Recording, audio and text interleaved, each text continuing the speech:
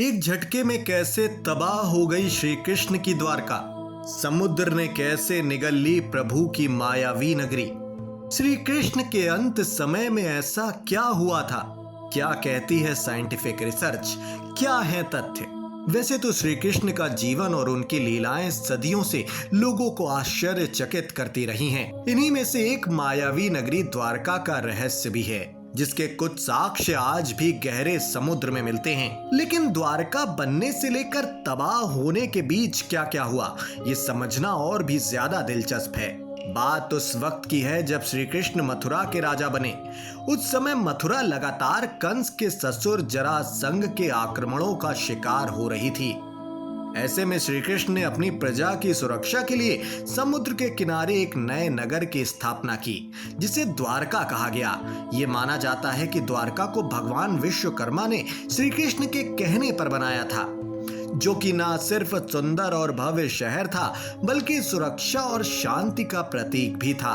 लेकिन श्री कृष्ण के निधन के बाद द्वारका का सर्वनाश हो गया और वो समुद्र में डूब गई। कहा जाता है कि ऐसा इसलिए हुआ क्योंकि श्री कृष्ण खुद यही चाहते थे।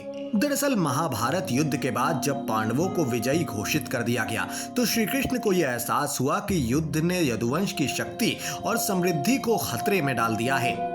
जब यदुवंश के लोग प्रभुत्व और अहंकार में डूब गए, तो उनके बीच विभाजन और कलह शुरू हो गई।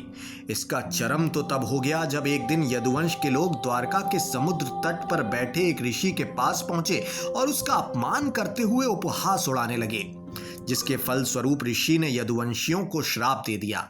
इसके पहले एक और घटना होती है, जब कौरवों की मां गांधारी श्री कृष्ण को युद्ध का दोषी मानते हुए श्राप देती हैं कि जिस प्रकार कौरवों के वंश का नाश हुआ है, ठीक उसी तरह यदुवंश का भी नाश हो जाएगा। इसके कुछ दिन बाद ही श्राप का असर भी दिखने लगा। एक दिन महाभारत युद्ध की चर्चा करते हुए सात्यकी और कृतवर्मा में जबरदस्त विवाद हो गया। इसका अंत यह हुआ कि क्रोध में सात्यकी ने कृतवर्मा का सिर काट दिया, जिससे यदुवंशियों के बीच युद्ध छिड़ गया।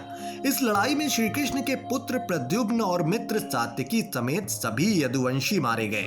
पौराणिक कथाओं के मुताबिक श्री कृष्ण को यह सब होने का एहसास पहले से ही था, इसलिए श्री कृष्ण ने स्वयं समुद्र देवता से आग्रह किया था कि उनके निधन के बाद द्वारका को जलमग्न कर दिया जाए। और इसका उद्देश्य ये था कि जब युग बदले तो द्वारका की महिमा और उसकी पवित्रता किसी के लिए अपमानजनक ना हो। इसी वजह से द्वारका नगरी समुद्र की गहराइयों में डूब गई।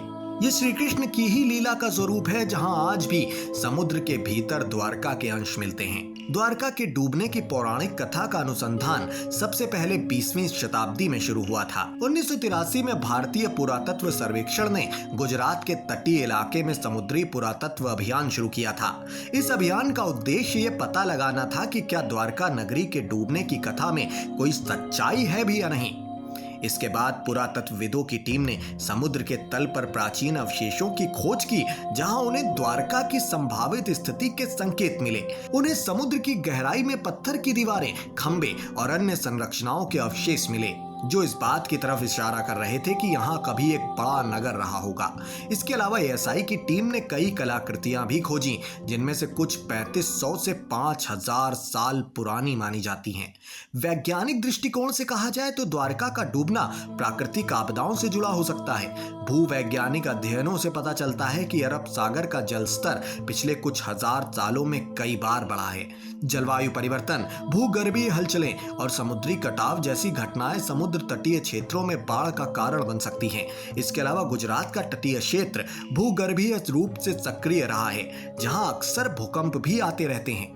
भूकंप और समुद्री भूस्खलन के परिणाम स्वरूप द्वारका जैसी नगरी का समुद्र में डूबना संभव हो सकता है। कुल मिलाकर द्वारका जैसी अलौकिक नगरी थी, इस बात के पुख्ता सबूत तो हैं, पर यह दिव्य शहर क्यों और कैसे डूबा, यह अभी भी रहस्य ही बना हुआ है। श्री कृष्ण की इस मायावी नगरी को लेकर आप क्या सोचते हैं? हमें कमेंट करके जरूर बताएं। जय श्री कृष्णा।